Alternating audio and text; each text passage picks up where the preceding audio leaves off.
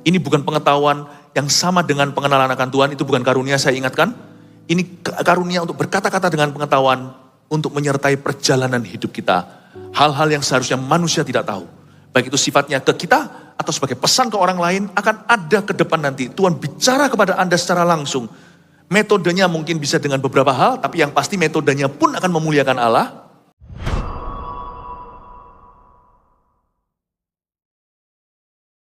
Bukan hanya Allah yang maha kuasa, maha hadir, namun Engkau maha tahu. Engkau tahu masa lalu kami, Engkau tahu di mana kami berada sekarang, apa yang sedang terjadi. Dan Engkau tahu masa depan kami, tidak ada yang misteri. Ajari kami peka, pertama-tama mengenali kehendak Allah dulu dari pengetahuan yang benar. Biar jemaat-Mu dibimbing, dituntun selalu di rumput hijau dan air yang tenang. Kadang-kadang harus melalui jalan yang benar dulu sebelum ke situ. Kadang-kadang tempat yang kami lalui tidak nyaman.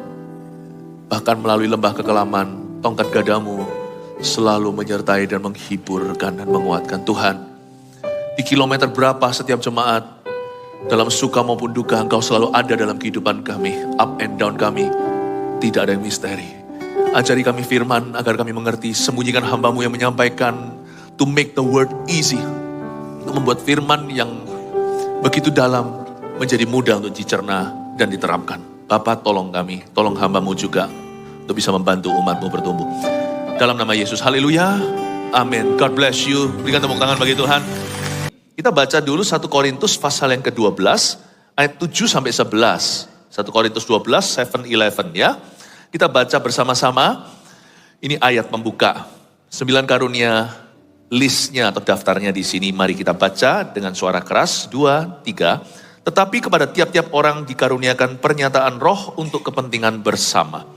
Sebab kepada yang seorang roh memberikan karunia untuk berkata-kata dengan hikmat. Dan kepada yang lain roh yang sama memberikan karunia berkata-kata dengan pengetahuan. Kepada yang seorang roh yang sama memberikan iman. Dan kepada yang lain ia memberikan karunia untuk menyembuhkan. Kita baca bersama, saya nggak dengar suaranya. Kepada yang seorang roh memberikan kuasa untuk mengadakan mujizat. Dan kepada yang lain ia memberikan karunia untuk bernubuat. Dan kepada yang lain lagi ia memberikan karunia untuk membedakan bermacam-macam roh. Kepada yang seorang ia memberikan karunia untuk berkata-kata dalam bahasa roh. Dan kepada yang lain ia memberikan karunia untuk menafsirkan bahasa roh itu. Tetapi semuanya ini dikerjakan oleh roh yang satu dan yang sama, yang memberikan karunia kepada tiap-tiap orang secara khusus, seperti yang dikehendakinya. Ada 9 karunia-karunia Roh Kudus, ini sifatnya supranatural. Namun saya percaya semuanya, 9-9-nya available untuk kita. Tapi enggak semuanya bebarengan dinyatakan karena kebutuhan kita tidak datang bersamaan. Dan kebutuhan setiap orang berbeda pula. Memang Roh Kudus yang memberikan kepada tiap orang secara khusus. Tidak ada orang bisa mengklaim aku punya karunia kesembuhan. Karunia kesembuhan diberikan di waktu yang tepat ketika ada orang yang sakit. Karunia untuk menyembuhkan tepatnya. Karunia berkata-kata dengan hikmat ketika seseorang membutuhkan hikmat. Mungkin mereka sedang putus asa ingin menemukan jalan. Ibadah pertama tadi saya membahas karunia untuk berkata-kata dengan hikmat. Saya nggak bisa ulangi. Pengajaran dalam namun isi. Sangat mudah untuk dicerna. Saya percaya setiap karunia ini akan beroperasi di hidup kita. Di saat kita membutuhkannya. Sifatnya supra alami. Tapi kejadiannya itu bisa begitu natural kalau hati kita ready. Makanya saya bahas dalam pesan penggembalaan hari ini 5 kali. Tolong didengar semua seperti biasanya. Saya menjelaskan karunia ini dengan cara yang setiap orang bisa menemukan manfaatnya. Karena karunia Roh Kudus itu seringkali kita kurang mengerti. Kita kira hanya orang khusus saja. Diberikan kepada tiap-tiap orang secara khusus, bukan diberikan kepada orang yang khusus atau kepada orang yang istimewa. Enggak ada orang spesial itu, karena semua kita istimewa di mata Allah. Karena itu kita harus tahu bahwa all these 9 gifts are for us. Adalah milik kita. Dan Roh Kudus bisa bekerja asal hatimu percaya. Terbukalah untuk karya Roh Kudus di depan. Karena dia ingin menuntunmu ke rumput hijau dan air yang tenang. Saya percaya 9 karunia ini adalah untuk setiap individu di sini. Nah, kita akan pelajari karunia yang kedua yang saya bahas di ibadah kedua pula, yaitu karunia untuk berkata-kata dengan pengetahuan. Saya ambil contoh di Perjanjian Lama, 2 Raja-Raja pasal 6 ayat 8 sampai 17. Kita akan buka dan kita akan swimming ayat per ayat. Saya coba akan bukakan dengan kuasa Roh Kudus sebuah pengertian baru. Karunia untuk berkata-kata dengan pengetahuan, di sini di 2 Raja-Raja judulnya tindakan Elisa dalam peperangan melawan Aram. Pertama-tama saya jelaskan dulu sebelum kita baca firman, bahwa karunia untuk berkata-kata dengan pengetahuan bukanlah karunia pengetahuan. Words of knowledge bukanlah knowledge. Karena pengetahuan itu semua orang harus punya. Kita semua harus baca Alkitab, tidak butuh karunia. Pengetahuan itu keluar dari rasa haus kita untuk mengenal Allah. Pengetahuan yang seperti ini tidak perlu terjadi sekali-kali, tapi setiap hari. Namanya pengenalan akan Allah. Sama di Kebaktian 1 tadi saya jelaskan bahwa karunia untuk berkata-kata dengan hikmat bukanlah karunia hikmat, sebab hikmat bukan karunia. Setiap orang percaya harus punya hikmat Allah. Hikmat itu pertama-tama murni. Di surat Yakobus dikatakan. Dan permulaan hikmat adalah takut akan Tuhan. Takut akan Tuhan itu bukan hanya untuk beberapa orang atau orang-orang khusus saja. Semua kita harus takut akan Allah. Karunia untuk berkata-kata dengan hikmat adalah karunia kata-kata. Bukan karunia hikmat. Hikmat bukan karunia. Pengetahuan juga bukan karunia. Karena kita harus kenal Tuhan. Baca Alkitab itu kewajiban. Ini karunia untuk berkata-kata dengan pengetahuan. Bahasa simpelnya, sederhananya. Ini sebuah karunia bocoran dari Tuhan. Ini juga bukan pengetahuan yang sifatnya alami, yang kita bisa miliki lewat studi atau belajar, lewat My Spiritual Journey, kelas-kelas dasar kekristenan di GMS contohnya, kelas-kelas dasar pelayanan. Bukan, ini bukan pengetahuan yang bisa to be acquired naturally, yang kita dapatkan secara natural, bukan. Ini pengetahuan yang sifatnya supranatural dalam bentuk kata-kata yang Tuhan beritahukan. Raja negeri Aram sedang berperang, ayat 8. Melawan Israel. Ia berunding dengan pegawai-pegawainya, lalu katanya, ke tempat ini dan itu haruslah kamu turun menghadang. Dimulai dari ayat 8 dulu, konteksnya perang. Di sini ada negeri musuh namanya Aram. Rajanya membawa tentara untuk perangi Israel, bangsa pilihan. Raja negeri Aram sedang berperang melawan Israel. Karunia-karunia Roh Kudus ini ada di dunia ini karena kita membutuhkannya. Karena hidup itu penuh dengan peperangan rohani. Yes, life is a battlefield. Kehidupan itu peperangan. Memang kita tidak disuruh untuk maha tahu. Kita diajari untuk berserah. Hanya karena Tuhan yang mengajarkan kita berserah, bukan berarti Tuhan tidak akan memberikan kepada kita bocoran yang perlu. Cerita ini menjelaskan kepada kita bahwa ada sebuah karunia yang sangat tua usianya dari sejak Perjanjian Lama. Karunia itu yakni karunia untuk berkata-kata dengan pengetahuan. Kali ini diberikan kepada seorang nabi. Tapi sekarang di Perjanjian Baru kita ini imamat rajani, berarti kita juga bisa mengecap karunia sorgawi. Karunia ini bukan untuk sok-sokan, tapi karunia ini untuk menolong kita. Sebab memang hidup itu adalah sebuah peperangan. Ke tempat ini dan itu, kata Raja Aram, haruslah kamu turun menghadang. Di Alkitab saya garis bawahi turun menghadang karena di hidup ini banyak jebakan. Bukankah Alkitab mengatakan firman secara general ya, secara umum, firmanmu pelita bagi kakiku, terang bagi jalanku. Meskipun hidup harus berserah penuh, dan masa depan kita nggak tahu, bukan berarti kita tidak bisa tahu sesuatu di masa depan kita. Bahkan kita tidak diizinkan buta di masa kini. Karena firman itu pelita. Pengkhotbah katakan Tuhan menyembunyikan masa depan dari manusia agar manusia belajar takut akan Allah. Tapi orang yang bergaul karib dengan Tuhan, Tuhan memberitahukan perjanjian. Jadi kalau kita baca firman itu, kita harus bisa balance melihat. Intinya Bukan satu dua klaim firman itu, tetapi kita lihat gambar besar. Memang kita tidak disuruh maha tahu, kalau kita tahu masa depan kita Tuhan. Karunia berkata-kata dengan pengetahuan, tidak mengajarkan pada kita untuk curious, untuk kita itu penasaran seperti Adam dan Hawa, yang kedagingan, ingin tahu segala sesuatu, lalu makan dari buah pohon pengetahuan itu. Salah. Setiap karunia itu tidak dipakai untuk sok-sokan. Karunia itu adalah tool. Karunia itu adalah alat. Karunia itu adalah berkat. Meskipun kita tidak maha tahu, namun Tuhan memberitahukan perjanjiannya atau beberapa rahasia kepada orang-orang yang karib bergaul dengannya. Bahkan Yesus pun menubuatkan sebelum Yesus mati di kayu salibnya. Yesus berkata nanti Roh Kudus akan diberikan, dia roh kebenaran. Dia akan memberitahukan kepadamu hal-hal yang akan datang. Bahkan bukan hanya hal-hal yang akan datang, ini hal-hal masa kini, tindakan Elisa membantu bangsa Israel dalam peperangan melawan Aram. Memang zaman perjanjian lama, para nabi yang punya Roh Kudus. Karena itu Tuhan tidak berbicara kepada semua umatnya. Tapi perjanjian baru beda, tirai itu sudah robek di tengah-tengah. Sekarang kita bisa alami. Kita bisa mengalami suara Tuhan seperti Nabi bersabda.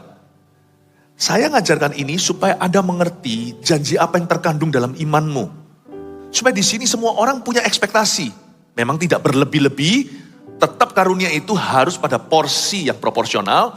Karunia itu tidak boleh dituhankan. Tapi saya mau memberitahu kepada Anda bahwa karunia itu ada. Berarti kita boleh minta roh yang lebih peka. Saya rasa kita harus berani meminta itu di hadapan tahta Allah. Lord, aku bukan mau maha tahu. Aku mau tahu segala sesuatu dulu baru percaya kepadamu. Tidak, aku percaya. Please be my guiding light. Jadilah pelita, jadilah terang di jalanku. Paling tidak terangi beberapa yang dikau kehendaki. Aku tahu. Tuhan akan berbicara. Udahlah, kalau kamu mau bertumbuh dalam karunia, gak apa-apa, kamu masih belajar. Gak usah pikir orang lain bilang apa. Toh karunia tidak diberikan untuk sok-sokan. Karunia itu fungsional. Karunia itu untuk membantu. Karunia itu untuk menjawab. Karunia itu berkat dari Tuhan untuk situasi itu. Karunia itu tidak diberikan kepada kita untuk kita itu dapat glory. Karunia ini semuanya dalam kesadaran. Tapi ingin saya ceritakan lewat kesaksian. Dan sebelum kita bahas lebih lanjut firman. Bahwa karunia seperti ini ada. Gak tentu melalui mulut seorang hamba Tuhan. Tuhan juga bisa bicara directly to you. Tuhan juga bisa bicara langsung kepadamu. Tapi dalam karunia ini kita gak boleh sok-sokan. Tuhan berbicara. Gak usah dibuat-buat. Karunia itu sendiri indah. Gak usah dibumbui. Gak usah di sugar coating. Tidak perlu dikasih yang meyakinkan. Iyamu iya, tidakmu tidak. Selebih dari itu. Kalau Anda ragu, selebih dari itu dari setan. Iyamu iya, tidakmu tidak. Saya selalu, kalau kita mengalir dalam karunia seperti ini, atau kita mendapat sesuatu, selalu diuji dulu. Dan berikan dirimu untuk diuji orang lain juga. Saya pernah salah alamat, jadi saya ngerti. Saya ngomong sama orangnya, sorry ya, kalau saya mimpi gini, kalau saya salah, berarti saya aja yang kurang peka. Tapi siapa tahu saya benar, saya sampaikan ke Anda. Dicek lagi, verifikasi, ternyata beneran mimpi itu terjadi. God can speak to you through dreams. Bisa bicara lewat mimpi juga. Karena membuka giro yang salah, nilainya misalnya kan 400 juta, ini tidak tertulis di Alkitab Kejadian sampai Wahyu. Bisakah bicara Tuhan bicara sesuatu yang tidak tertulis dalam Bible? My God is alive. Tapi Tuhan tidak akan bicara sesuatu yang melanggar Alkitab. Karena firman ini otoritas tertinggi yang ditulis cukup untuk hidup kudus. Yang tertulis di dalam firman ini cukup untuk hidup benar. Setelah itu Tuhan akan menuntun kita dengan rema. Dan tuntunannya yang spesifik. Karunia berkata-kata dengan pengetahuan adalah bocoran-bocoran Tuhan. Kali ini bocoran Tuhan diberikan kepada Elisa. Kita baca lagi ayat 9. Tetapi abdi Allah menyuruh orang kepada Raja Israel mengatakan, awas, jangan lewat dari tempat itu. Sebab orang Aram sudah turun menghadang ke sana. Kok bisa tahu abdi Allah ini? Ini abdi Allah adalah Elisa. Seperti saya katakan tadi, dulu Tuhan hanya bicara kepada nabi eksklusif. Sekarang ini Tuhan inklusif. Karena sejak tirai dirobek saat Yesus mati, tirai bait suci itu dirobek dari atas ke bawah persis di tengah. Tuhan tidak hanya bicara ke nabi, tapi imamat rajani. Akulah bangsa yang terpilih imamat rajani. Berarti every believer can and should hear God's voice. Bisa dan harus mendengar suara Allah. Jangan ragu Bapak Ibu. Tadi saya cerita tentang salah alamat itu malu loh. Tapi kalau saya ceritakan kepada Anda bahwa saya selalu sempurna mendengarnya. Nanti kalau saya ngomong begitu, it's not true, itu tidak betul. Kalau saya ngomong demikian, Anda akan merasa jauh sekali levelnya. Ya mungkin beberapa orang istimewa. No, kita semua belajar untuk mendengarkan suara Allah. Tapi harus punya ekspektasi untuk peka. Minta kepekaan. If you must ask for anything, don't ask for blessing. Ask for sensitivity to God's very own voice.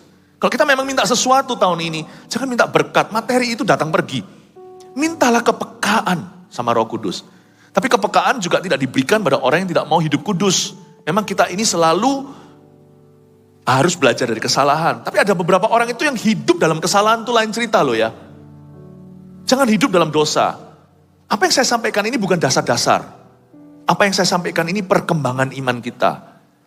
By this time, berapa tahun kita udah kenal Tuhan. Gak mungkin saya hanya kasih dasar-dasar kekristenan. Kalau enggak nanti Anda tidak bertumbuh. Ini makanan keras. Makanan keras itu bukan dibentak-bentak. Makanan keras itu konten selanjutnya. Saya mau tantang jemaat. Yang hidupnya itu masih pelin-pelan. Ayo cepat hidup kudus dan hidup tulus. Sebab Tuhan itu punya banyak berkat untuk menyertai hidupmu. Karena Tuhan akan menuntun Anda di dalam jalan-jalan kemenangan. Jangan terus hidupnya itu on and off. Sebentar pelayanan gini tuh buang kepahitan. Sebentar pelayanan, sebentar mundur, sebentar maju. Ikut Yesus itu sangat-sangat tidak mulus. Ikut Yesus itu sangat exciting sekali.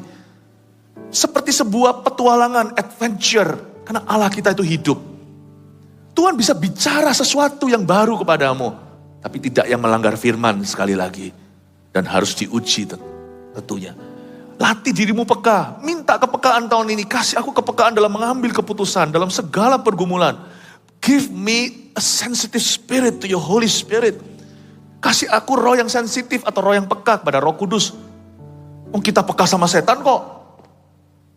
Krek, pintu buka padahal itu cuman pintunya menguai. Setan. Begitu pekanya orang dikit-dikit setan padahal cuman kucing jalan di atas atap. Beberapa orang juga bisa mendengarkan suara buruknya. Kok bisa kita tuh sensitif dengan suara negatif? Tapi suara Kristus kita gak berani percaya kita bisa dengar. Saking takut salahnya. Saya pernah salah. Tapi salah alamat, tidak salah fatal. Saya gak mungkin datang ke seorang wanita dan berkata, kau tinggalkan suamimu. Atau kepada seorang pria dan berkata, tinggalkan istrimu. Kan ada tertulis, jangan berzina. Setialah kepada pasanganmu. Kita harus hidup dalam firman. Setelah kita hidup dalam firman, mintalah kepekaan sama Tuhan. Saya ingin memberitahu kepada Anda bahwa karunia ini ada. Bahwa kita semua adalah abdi Allah. Tetapi abdi Allah menyuruh orang kepada Raja Israel mengatakan. Saya kagum sama bagaimana Elisa mendengar suara Allahnya. Tetapi abdi Allah. Kalau saya baca ini, pertama-tama saya minder. Sampai Tuhan ingatkan, kamu pun abdiku. Beritahu sama jemaat. Mereka satu persatu juga abdiku. Hiduplah sebagai hamba-hamba Tuhan di akhir zaman. Hamba Tuhan itu bukan pendeta. Hamba Tuhan itu orang yang hidup taat kepada firman-Nya. Orang seperti ini akan dengar suara Allahnya. Sebab domba seyogyanya. Sepatutnya seekor domba akan mendengarkan suara gembalanya. Tetapi abdi Allah menyuruh orang kepada Raja Israel mengatakan, awas jangan lewat dari tempat itu sebab orang Aram sudah turun menghadang ke sana. Dari mana dia tahu? Roh Kudus yang beritahu di perjanjian lama, Roh Kudus yang sama akan memberitahumu sesuatu di perjanjian baru. Bocoran-bocoran Allah itu masih ada dan Tuhan masih berikan. Sebab itu Raja Israel menyuruh orang-orang ke tempat yang disebutkan abdi Allah kepadanya. Demikianlah Elisa memperingatkan kepadanya. Supaya berawas-awas di sana. Bukan sekali dua kali saja. Jadi Elisa memperingatkan pada Raja Israel, kamu jangan ke situ. Dan Elisa memberitahukan agar Raja Israel berawas-awas di sana. Berapa kali? Bukan sekali dua kali. This gift, karunia ini, diberikan Tuhan secara cuma-cuma. Bukan sekali dua kali. Every time you need it. Setiap kali engkau membutuhkannya.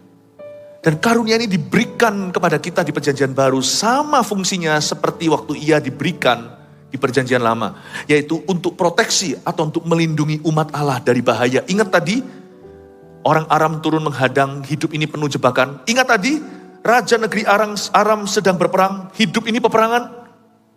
Tuhan tahu kita ini butuh peneguhan. Tuhan tuh tahu kita ini butuh bimbingan, butuh tuntunan. Saya baca Alkitab.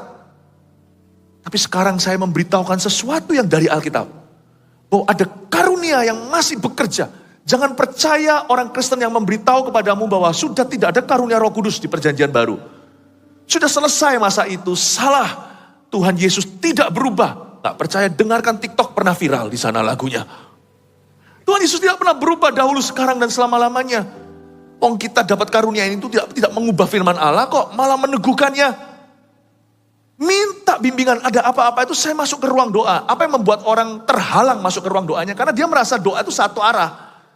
Itu tipu muslihat setan dalam benak pikiran, sehingga kita malas berdoa. Padahal doa itu luar biasa. Cuman memang janganlah segala sesuatu disesuaikan dengan timingmu, waktumu, atau caramu.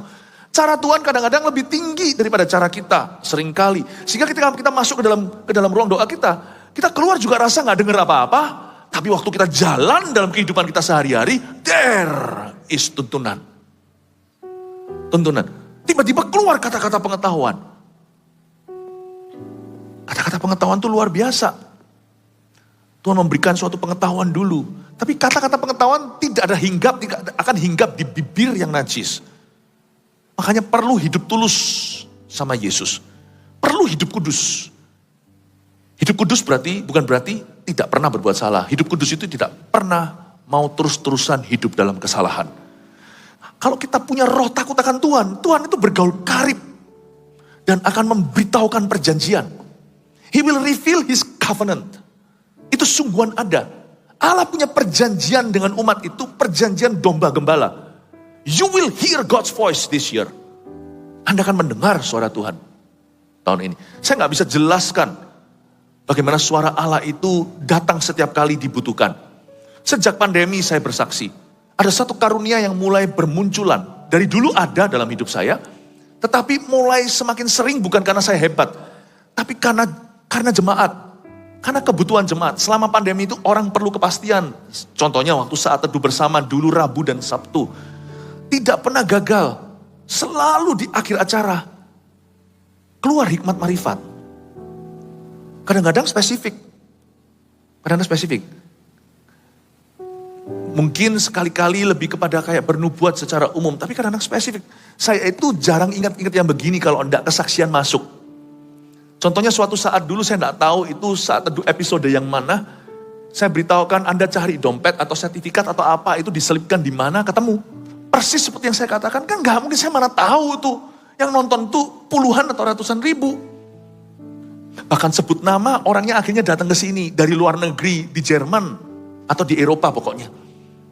Namanya saya sebut, kondisi penyakitnya dan bagaimana keadaannya. Datang ke sini sembuh sungguhan.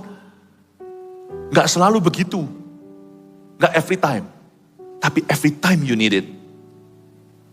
Tidak setiap minggu, bahkan hari ini saat teduh saya begitu. Gak tentu. Kadang-kadang dalam samar-samar. Tapi kata-kata pengetahuan itu diberikan sungguhan. Tapi yang saya lihat bukan hanya untuk pelayanan. Kalau Anda percaya dalam kehidupan Anda, Tuhan juga akan memberi bocoran. Saya gak bisa ceritakan semua.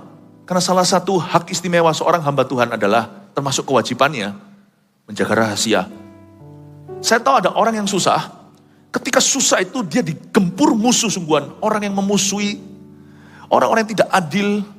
Orang-orang yang memperkarakan. Anehnya ya, ini kejadian sungguhan. Makanya ayat ini saya ingat orang ini. Kok mirip sama tindakan Elisa ketika dalam peperangan melawan Aram.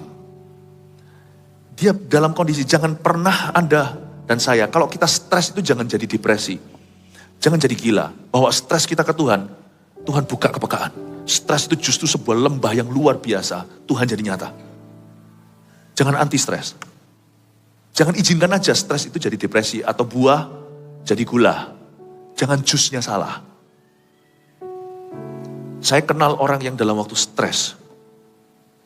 Dia itu waktu lagi stres itu bawa ke hadapan Tuhan. Tiba-tiba telinganya dibuka. Dia seolah-olah bisa dengar sampai dia sendiri gak berani percaya. Ini aku dengar-dengeran atau aku dengar sungguhan? Dia dengarkan. Orang yang jauhnya mil-mil jauhnya, kilometeran, itu ngomong apa siasat besok terhadap dirinya. Kan dia gak tahu nih, ragu, dia gak pernah punya pengalaman begini. Dia kira apakah aku gila? Tapi enggak sih, stresnya dia bawa ke hadirat Allah kok. Kemarilah kepadaku yang letih lesu dan berbeban berat. Aku memberimu kelegaan. Pasanglah kuk. Sebab kuk yang kupasang itu ringan. Justru stresnya diubah Tuhan bukan jadi gula. Stresnya diubah Tuhan bukan jadi diabetes rohani. Stresnya diubah oleh Tuhan menjadi kepekaan. Orang ini gak pernah peka kayak gitu. Sampai hari itu ketika dia stres begitu. Dia dengarkan dan setiap kali sungguhan menghadapi orang-orang yang memusuhinya. Memusuhinya dengan tidak adil tentunya. Sungguhan kan, yang dia dengar itu ternyata benar. Itu yang rencana. Jadi dia selalu one step ahead. Gak bisa dikalahkan. Selalu satu langkah di depan. Bukan berarti setiap kali hidupnya kayak gitu kan enaknya. Tapi pada waktu dia membutuhkan, Tuhan kita itu tidak pernah mengecewakan. Haleluya.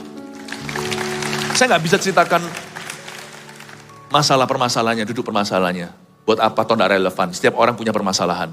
Setiap kita punya masalah sendiri. Saya percaya Tuhan nyata. Apa yang saya sampaikan sekarang ini akan jadi jawaban bagi seseorang. Dan menjadi vaksinasi sebelum masalah tiba dalam kehidupanmu. Ingatlah ketika Anda dirudung masalah suatu hari nanti. Saya tidak nubuatkan karena masalah datang pergi. Hidup itu so pasti ada permasalahan sendiri.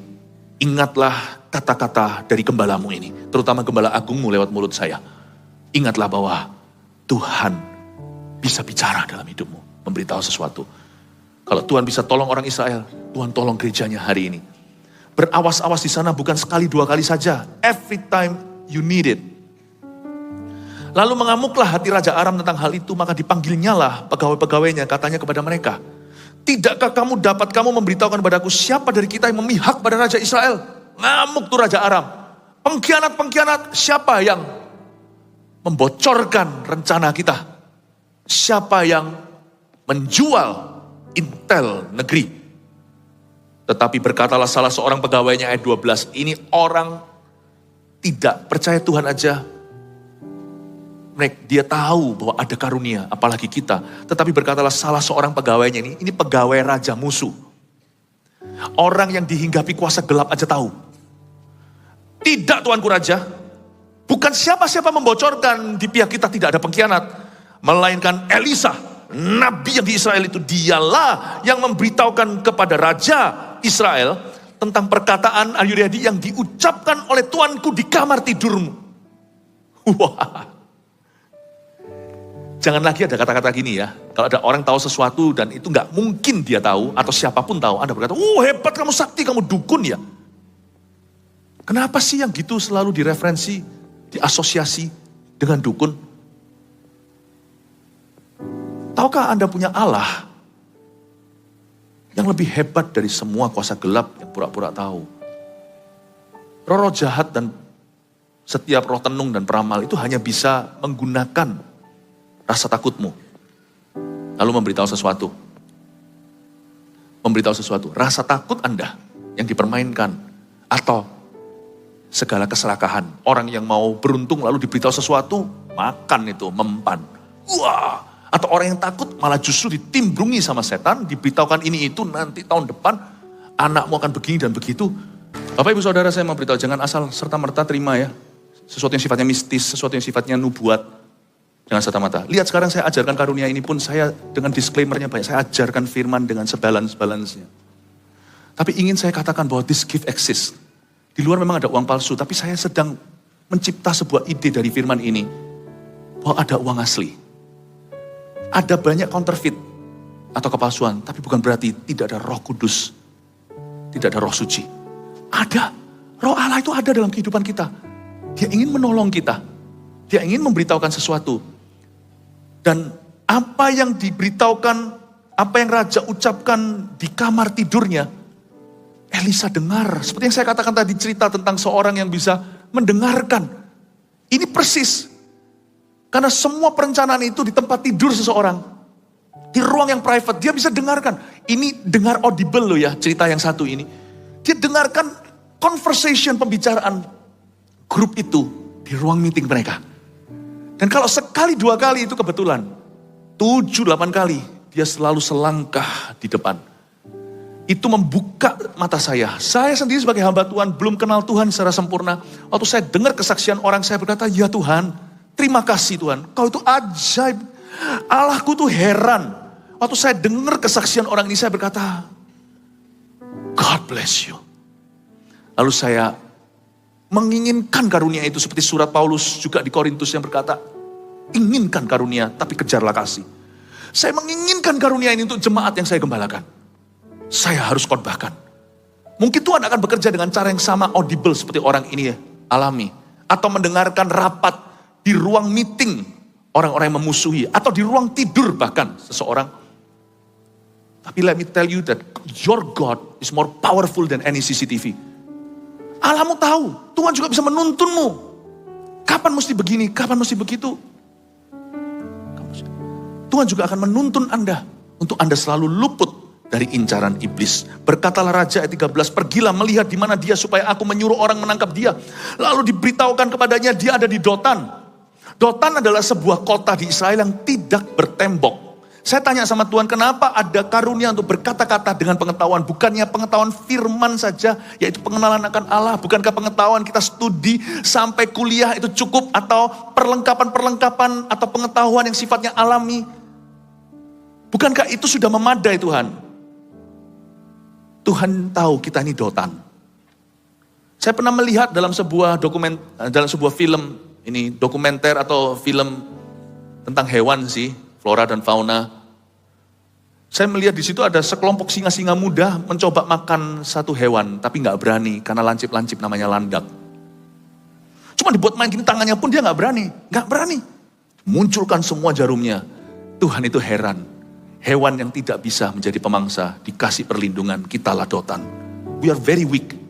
Your money cannot save you all the time. Uangmu tidak bisa menyelamatkanmu setiap waktu. Koneksimu juga tidak bisa, percayalah. Ada satu titik semua orang akan cuci tangan kecuali Tuhan. Tuhan tahu kita Dotan. Makanya Tuhan kasih kita karunia untuk berkata-kata dengan pengetahuan dalam hal ini. Tuhan bocorkan rahasia langsung dari kamar raja. Langsung dari tempat pentagonnya. Strategi musuh dibocorkan Tuhan langsung ke telinga Elisa. Saya nggak tahu apakah Elisa juga alami seperti orang yang saya tadi sebutkan dalam kesaksian. Apakah Elisa juga mendengarkan conversation-nya? Pasti yang gituan. Nah kalau gitu ada di perjanjian lama, gitu ada di perjanjian baru. Saya ingin memberitahukan kepada Anda bahwa ekspektasilah, percayalah, karunia ini ada untuk menolongmu. Ketika pelayan abdi Allah bangun pagi-pagi dan pergi keluar, maka tampaklah suatu tentara dengan kuda dan kereta ada di sekeliling kota itu. Lalu berkatalah bujangnya itu kepadanya, celaka Tuanku, apakah akan kita perbuat? Panik dulu, jawabnya. Ayat 16, jangan takut. Sebab lebih banyak yang menyertai kita daripada yang menyertai mereka. Ada beberapa kata-kata pengetahuan yang bermunculan. Yang pertama tadi kalimatnya tidak dituliskan. Tetapi pokoknya apa yang disebutkan langsung diteruskan. Mungkin kalimat-kalimat raja itu langsung disampaikan mentah-mentah kepada raja. Ini loh, kamu mau dibunuh dan Israel mau dimusnahkan. Kata-kata pengetahuan itu. Tapi ada kata-kata pengetahuan lagi di ayat 18 mulai bermunculan. Jangan takut. Sebab lebih banyak yang menyertai kita daripada yang menyertai mereka. Lalu berdoalah Elisa. Ya Tuhan, bukalah kiranya matanya supaya ia melihat. Maka Tuhan membuka mata bujang itu sehingga ia melihat. Tampaklah gunung itu penuh dengan kuda dan kereta berapi sekeliling Elisa. Elisa berkata, jangan takut. Karunia ini harus beroperasi dengan iman. Karunia ini harus dijalankan dengan iman. Tanpa iman kita tidak akan pernah mengecap karunia ini. Atau kalau kita pun pernah sekali-kali mendapat bocoran dari Tuhan, tapi karena hati kita tidak beriman, biasanya setelah kejadian kita baru beritahu pada orang tertentu, padahal Tuhan sudah beritahu kita tidak beritahu dia, karena kita main aman. Nanti setelah kejadian kita bilang begini, iya sih sebenarnya Tuhan sudah ngomong sama aku begini. Bahasa Ibraninya aket tunggalnya. Orang itu biasanya begitu. Karunia itu ada, tapi nggak bisa menempel dan tidak bisa langganan pada diri seseorang. Karena orang itu penuh dengan takut. Gimana kalau salah? Semua orang juga punya rasa khawatir yang sama. Tapi kalau Anda tidak taat, Anda tidak akan bertumbuh dalam pengalaman ini. Biasanya kita akan beritahu setelah itu. Setelah kejadian kita baru beritahu sebenarnya Tuhan sudah nyatakan sesuatu. Ya semua orang bisa lah, kalau sesuatu sudah lewat ya semua orang kan ngomong lah. Semua orang kan komentar lah. Banyak orang-orang di Jawa bilang akeh tunggalnya. Ya banyak lah yang kayak gitu. Makanya itu Elisa beritahu begini, sebelum bujangnya melihat. Kalau sudah melihat baru beritahu, itu bukan iman. Elisa bilang, jangan takut ya, sebab yang menyertai kita lebih dari yang menyertai mereka. Elisa belum lihat apa-apa, bujangnya apa lagi. Tapi dia beritahu, don't worry, kita tidak akan mati di tangan kereta-kereta kuda ini. Yang menyertai kita lebih banyak. Lalu berdoalah Elisa. Dari ayat ini di ayat 17, karunia ini akan semakin bertambah karena hidup doa yang kuat. Strong prayer life. Jangan pernah masuk ruang doa kira bahwa doamu itu satu arah. Doa itu selalu dua arah. Kau tabur, kau tuai, sukacita. Ingat ini, lalu berdoalah Elisa. Dari sini kita mengerti bahwa this gift is activated by a strong prayer life. Banyak doa, banyak pekah, percaya. Tidak berdoa, tidak pekah. Kurang doa, kurang pekah. Malah tersesat semua. Doa, jangan pernah remehkan doa. You bisa jadi pekah. Jauh lebih pekah, sekalipun kita masih belajar. Sampai hari ini saya pun masih belajar. Lalu berdoalah Elisa, ya Tuhan bukalah kiranya matanya, buka sungguhan. Mata Tuhan, maka Tuhan membuka mata bujang itu. Kalimat ini bagus, maka Tuhan membuka mata bujang itu. Tuhan bisa buka mata kita ini yang kurang pengalaman. Mata bujang itu yaitu mata Anda dan saya. Tuhan bukakan kepekaan. Saya mau doa hari ini. Membukakan kepekaan karena kita semua diperhadapkan dengan keputusan. Tapi tolong ya, disclaimer-nya di sini. Segala sesuatu yang kau dapatkan harus diuji dulu. Dan juga jangan menghakimi orang lain. Bedanya menghakimi dan juga membeda-bedakan roh di mana. Bedanya di sini. Menghakimi itu membunuh karakter orang itu dulu. Segala sesuatu yang tidak terbukti ya belum terbukti. Jangan kita pasti. Semua harus diuji. Asal hati kita rendah hati, Tuhan bisa menyatakan lebih banyak hal. Bunuh karakter orang lain dulu itu menghakimi. Lalu ceritakan kanan kiri kepada orang-orang yang tidak perlu. Kalau Anda mendapatkan sebuah kata-kata pengetahuan dari Tuhan yang sifatnya rahasia, alamatnya juga jangan salah. Itu bukan untuk jadi gosip ria. Allah kalau menyatakan sesuatu, dia juga mengujimu. Apakah Anda bisa terima pewahyuan ini atau justru ini membuat Anda jadi salah? Kalau Tuhan bisa menyatakan kepadamu sebuah mujizat atau kalau Tuhan itu bisa mewahyukan sesuatu kepada Anda. Karena Tuhan kan memberitahukan perjanjian. Allah kita adalah Allah yang memberitahukan, itulah intinya ayat itu. Kalau kita tuh bergaul karib dengan Tuhan, Allah kita itu Allah yang memberitahukan. Tapi kalau kita itu sama Tuhan cuek-cuekan, Allah kita akan membisukan, Allah kita akan berdiam, bukan membisukan. Yang bisu itu berhala, Allah kita akan diam. When God speaks, my friend, many things will be revealed. Jangan menghakimi orang aja kalau kita dapat sesuatu yang sifatnya membuka celah seseorang atau diberitahukan sesuatu tentang orang lain. Jangan ceritakan kanan kiri. Tanya sama Tuhan, metode caranya seperti apa. Tapi kalau kita terima itu untuk diri sendiri sebagai peneguhan, ujilah di dalam hati. Ketika orang-orang Aram itu turun mendatangi dia, berdoalah Elisa kepada Tuhan. Butakanlah kiranya mata orang ini. Maka dibutakannya lah mata mereka sesuai dengan doa Elisa. Luar biasa ya kehidupan doa. Saya kasih 3 poin aja. 3 poin untuk saya, Anda bisa terus bercermin dengan ini. Nanti lihat ya. Janganlah dengarkan khotbah ini sekali lalu lupakan. Poin-poin saya berikan 3 poin sederhana ini untuk Anda mengingat intisari. Dan semoga Anda menemukan manfaat dari karunia untuk berkata-kata dengan pengetahuan. Ini bukan karunia pengetahuan karena permulaan pengetahuan, demikian pula permulaan hikmat adalah takut akan Tuhan. Ini bukan pengetahuan yang sama dengan pengenalan akan Tuhan, itu bukan karunia, saya ingatkan. Ini karunia untuk berkata-kata dengan pengetahuan, untuk menyertai perjalanan hidup kita. Hal-hal yang seharusnya manusia tidak tahu. Baik itu sifatnya ke kita, atau sebagai pesan ke orang lain, akan ada ke depan nanti. Tuhan bicara kepada Anda secara langsung. Metodenya mungkin bisa dengan beberapa hal, tapi yang pasti metodenya pun akan memuliakan Allah. Ya, dan 3 hal ini saya sampaikan pada Anda. Apa itu karunia untuk berkata-kata dengan pengetahuan? 1, kata-kata yang membuktikan bahwa Allah Maha Tahu. Ananias Safira kan begitu. Petrus berkata, berapa duit? Segini. Bukankah itu uangmu? Kamu tidak perlu kasih ke gereja. Tapi kenapa kamu kasih ke gereja? Kamu bohong, kamu dusta. Bukankah tadi di dompetmu yaitu uang Anda? Tetapi kenapa di sini Anda beri lalu ngaku-ngaku? Apa maksudmu mendustai Roh Kudus begitu? Apakah dengan demikian Anda dapat glory dalam gereja? Nggak boleh persembahan dilakukan untuk itu. Nggak boleh memanipulasi orang lain, apalagi memanipulasi Allahmu. Saya ingat suatu hari saya memimpin sekelompok orang, saya juga tidak bukakan. Lalu setelah itu saya diberitahu satu nama. Terus kaget saya panggil orang itu. Saya ngomong sama dia, ini nama, gemeter. Waktu itu di sebelah saya ada Pak Samuel Handoko yang menyaksikan. Saya beritahu nama ini, dia gemetar karena itu nama samaran LGBT-nya di dalam dunia sosial media. Dia kaget ketahuan kedoknya, bertobat di situ sebelum meninggal dunia. Bapak Ibu Saudara, kadang-kadang Tuhan kasih kata-kata gitu bukan supaya kita sok tahu. Saya gak pernah cerita, ini pertama kali saya cerita setelah 20 tahun kali. Kata-kata yang membuktikan bahwa Allah Maha Tahu. Dalam parenting juga, bukan untuk nakut-nakuti anak. Kita juga bisa minta sama Tuhan. Nak, mau ngomong sebentar. Anak bisa kaget. The glory of God can fall in your home. Kepekaan itu selalu membawa sesuatu. Kalau kepekaan itu berpusat pada Kristus. Bukan untuk memanipulasi loh ya, tahu sekali. Tuhan beritahu aku sesuatu ya. Sebab kalau aku pegang rahasia kan aku berkuasa. Jangan kita itu menyalahgunakan karunia. Tapi karunia ini butuh dalam parenting. Saya gak bisa cerita terlalu banyak contoh-contoh cerita. Waktu saya ngomong sama anak-anak saya sampai kaget. Kok bisa tahu? Kok bisa tahu? Saya bilang, papamu gak maha tahu by the way. Tapi supaya kamu tahu bahwa ada Roh Kudus di rumah ini. Bukan ketika mereka salah aja. Ketika mereka benar juga. Kok bisa tahu? Ada Holy Spirit in our family. Ya Pastor Philip, mungkin tuh Pastor Philip udah peka. Enggak. Kepekaan itu perjalanan kita bersama. Gak ada orang itu yang maha tahu, itu gak ada. Ingat ya, Tuhan itu disebut secara teologi ada 3 titelnya. Omnipresent, omnipotent, and omniscient.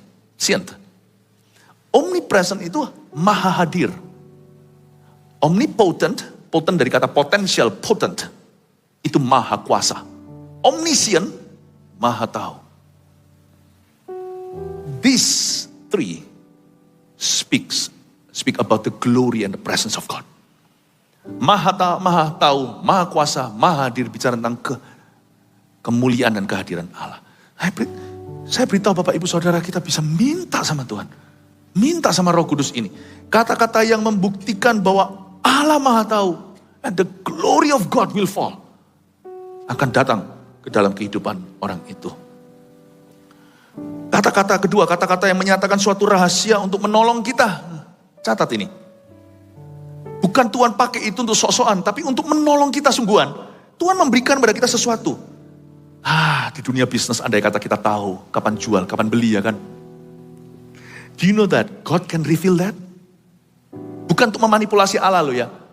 Tanya kan gak apa-apa, kalau Tuhan jawab tidak ya terimalah.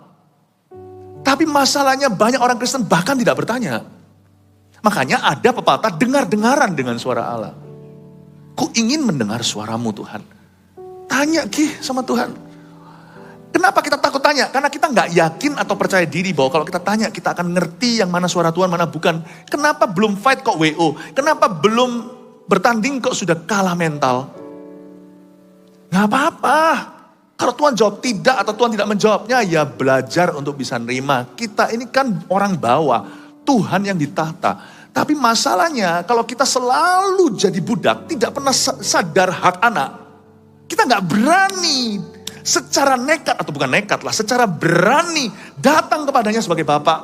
Please tell me. Disinilah banyak berkat tercuri yang seharusnya terjadi dalam hidup. You don't ask and therefore you don't receive. Mintalah kata Yesus, supaya sukacitaku penuh. Sampai sekarang kok belum tanya-tanya, belum minta-minta kata Yesus pada murid-muridnya. Sebab barang siapa minta akan diberikan. Kenapa kau belum minta? Ada suatu available, karunia yang available yang tidak pernah diakses sama orang. Ternyata ada wifi-nya. Kita nggak tahu dari tadi habiskan kuota. Internasional lagi, ternyata di situ, di gereja itu ada wifi-nya. Passwordnya apa? Nah ini passwordnya, pengajaran ini, teaching. Kata-kata yang menyatakan suatu rahasia, a secret, yang only God knows, hanya Tuhan yang tahu. Untuk menolong kita. 3 kata-kata yang mematahkan siasat musuh atas kita. Bapak Ibu Saudara, saya beritahu bahwa karunia ini dibutuhkan bukan hanya sebagai hamba Tuhan, tapi kita semua yang berjaga-jaga atas orang lain, apalagi atas keluarga, atas pekerjaan kita. Minta hikmat sama Tuhan mungkin Tuhan akan memberimu marifat. May God bless you. Dan semakin hidupmu semakin peka, hatimu semakin tahu. Berikan tepuk tangan untuk Tuhan, haleluya. Mari kita semua bangkit berdiri.